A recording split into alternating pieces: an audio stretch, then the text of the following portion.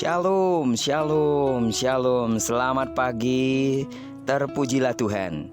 Di pagi yang cerah ini kita patut bersyukur sekali lagi kepada Tuhan, sebab dalam anugerahnya yang besar, Dia telah memberikan kita satu hari lagi, tepat di hari Jumat tanggal 26 Maret tahun 2021.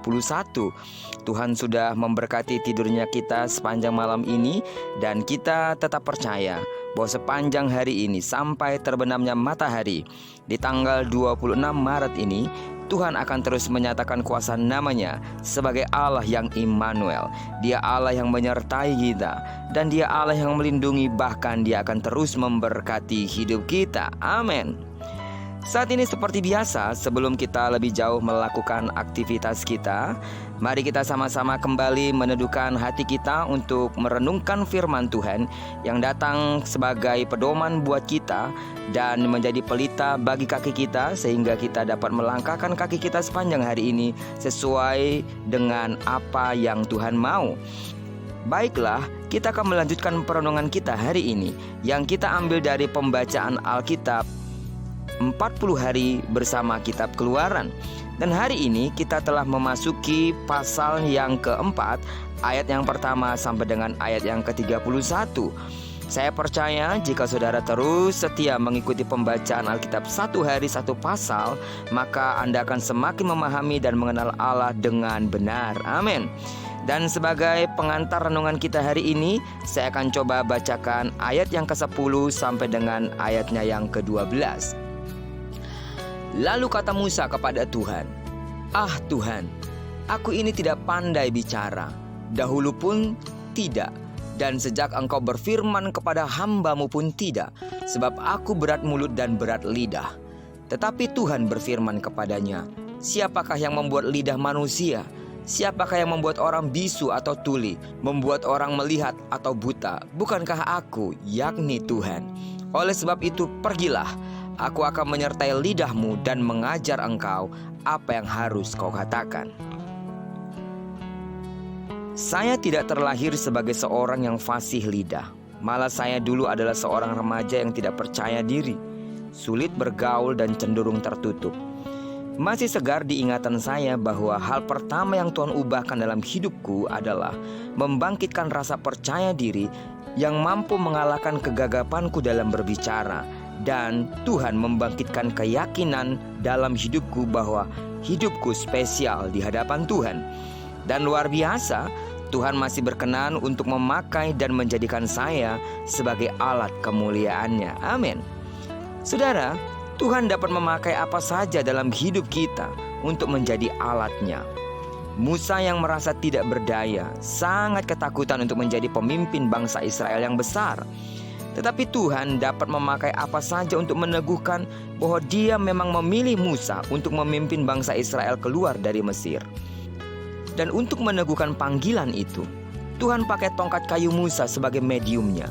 Sebuah tongkat kayu yang setiap hari ia pergunakan untuk menggembalkan kambing domba mertuanya Zitro. Tongkat Musa tidaklah terbuat dari emas atau dihiasi dengan berlian dan batu-batu mulia. Tongkat Musa itu biasa saja dan tidak ada sesuatu yang istimewa. Tetapi tongkat ini menjadi istimewa ketika Allah menyuruh Musa melemparkannya, lalu tongkat itu berubah bentuk menjadi seekor ular. Dalam sejarah gereja kita melihat orang-orang yang bukan terpelajar dipakai oleh Tuhan. Misalnya seperti Petrus, dia hanyalah seorang nelayan yang tidak mengenyam pendidikan yang tinggi.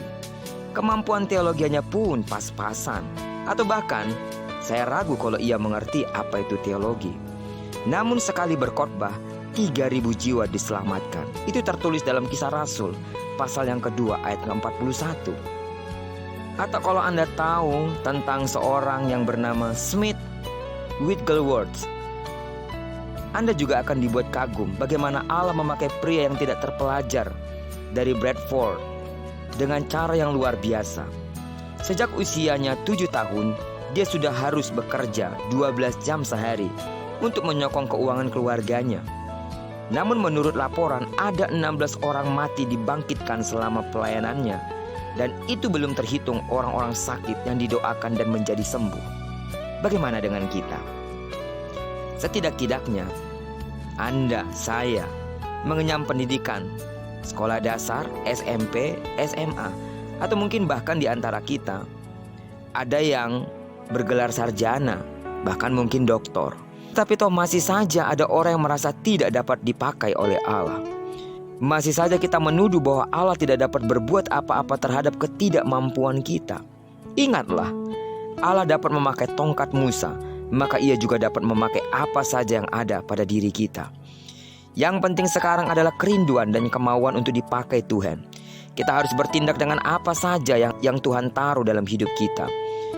Maka Tuhan pasti akan menyertai dan melakukan tanda-tanda heran melalui hidup kita. Tidak sukar bagi Allah untuk memakai Anda, selama Anda mau dan merendahkan hati. Justru Tuhan sukar memakai orang-orang terpelajar yang sok pintar. Orang yang seperti ini tidak Tuhan butuhkan. Ia membutuhkan orang-orang yang tidak berdaya yang mengandalkan kemampuan Allah sendiri. Tuhan pasti memakai orang-orang sederhana untuk melakukan perbuatan-perbuatan yang luar biasa, agar manusia atau agar kita menyadari perbuatan besar yang dilakukan atau yang dapat kita lakukan itu semua bersumber dari Allah, sehingga kita tidak menjadi sombong yang mengakibatkan kita menjadi jatuh di dalam berbagai-bagai kesalahan di hadapan Allah. Karena itu serahkanlah apa yang ada pada kita. Jangan pernah merasa rendah diri, tapi percaya Tuhan sanggup memakai hidup kita. Kiranya perenungan kita hari ini menyemangati kita untuk dapat berbuat sesuatu bagi Tuhan lewat hidup kita. Dan kita terus belajar untuk melakukan apa yang seharusnya kita lakukan untuk kemuliaan Tuhan. Amin. Diberkatilah kita sepanjang hari ini dan digenapi firman-Nya yang berjanji bahwa apa yang dikerjakan tangan kanan dan tangan kiri kita dibuatnya berhasil. Dan kemanapun kaki kanan kaki kiri kita melangkah, di sana kemuliaan Tuhan akan dinyatakan. Dan diberkati juga kita bersama dengan orang-orang yang kita kasihi, bersama dengan orang-orang yang kita cintai di sepanjang hari ini. Terpujilah nama Tuhan. Shalom.